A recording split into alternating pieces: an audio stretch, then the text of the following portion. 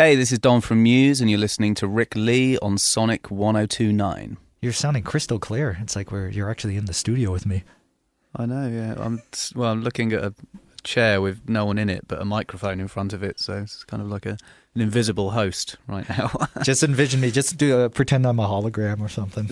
I know, but it's as clear as if you're there. Nice. Whereabouts are you? Describe your surroundings. Like which continent are you on, or which country are you in? I'm in Los Angeles in a studio called Village Studios, which I'd actually never heard of before, but it seems it's quite a historic place. You know, lots of huge albums have been done here, like Rumours by Fleetwood Mac. Yes.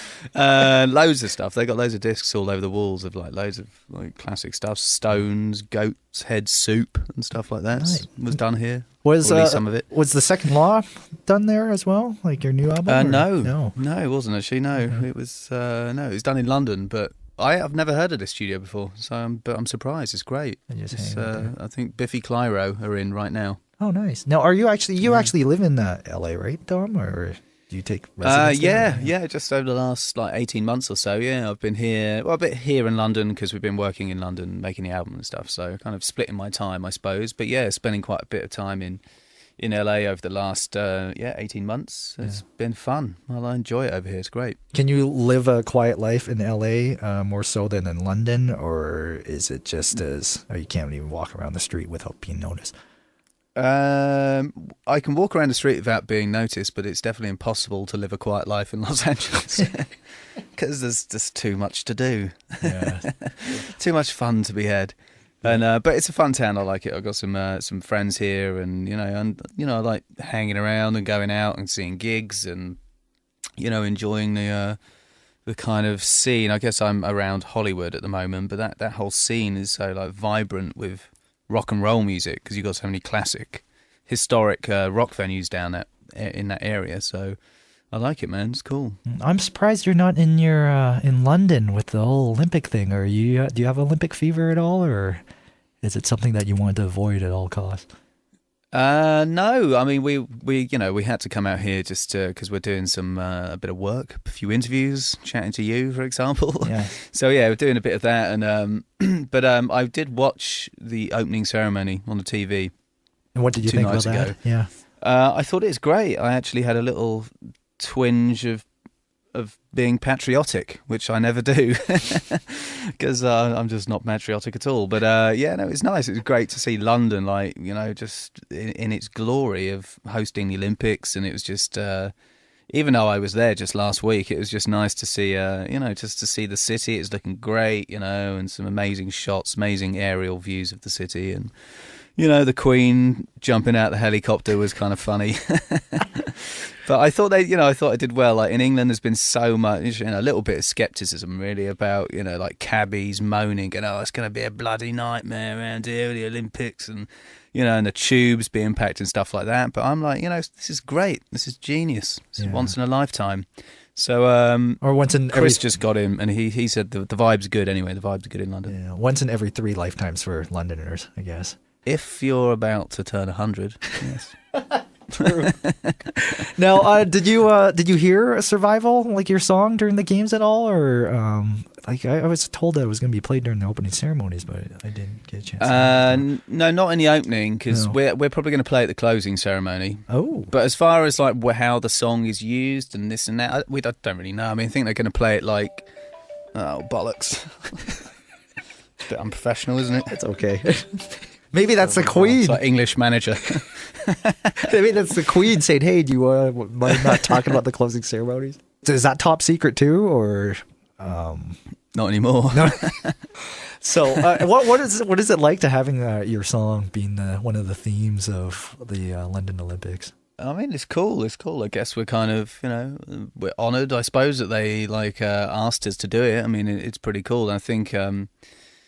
It kind of came around by chance, really. I mean, they asked us ages ago whether we would think about doing some music for the Olympics, and that kind of came and went, and months went by of nothing happening, and then they asked us to play at the closing ceremony, and we were like, cool, and then we met them anyway, the Olympic guys, and we showed them some songs, and then they they heard this one song, Survival, and they said we'd love to use that for the Olympics. So, and that was the one that we had in mind when they first approached us, 6 months before. So it kind of all came around by chance. But I think it's cool, I think it's going to be, I think the song, I think what we did with the song is we kind of wanted to we ended up making that song sound as big and as bombastic as possible anyway, with the, putting a choir on there, and just the way the song kind of builds up to this huge crescendo is very kind of epic and bombastic. And I think it just somehow, it reflects the Olympics, the size of what the Olympics is, which is, there's such this huge,